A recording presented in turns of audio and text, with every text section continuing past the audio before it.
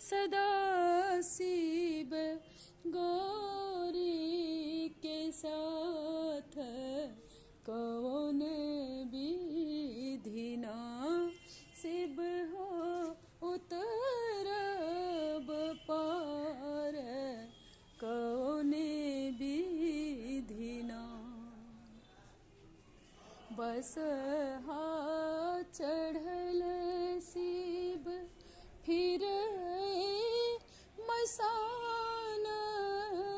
बस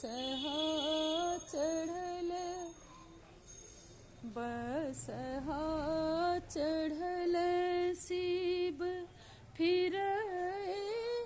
मसान भंगिया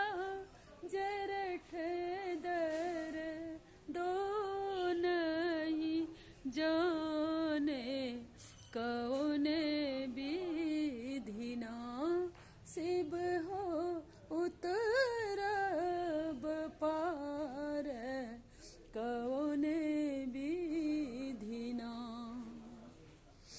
जप तप नहीं कैलहु नीत दान जप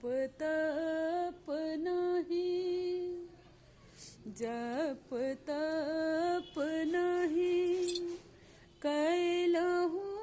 नीत दान बीती गेले तीन पन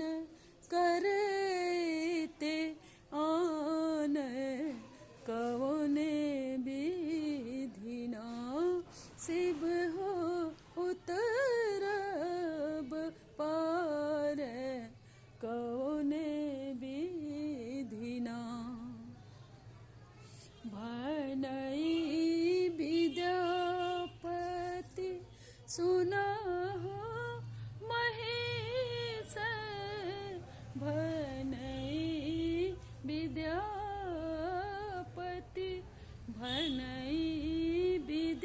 विद्यापति सुनहो महेश निर्धन जानी मोरी हरहु कलेश कौन विधिना शिव हो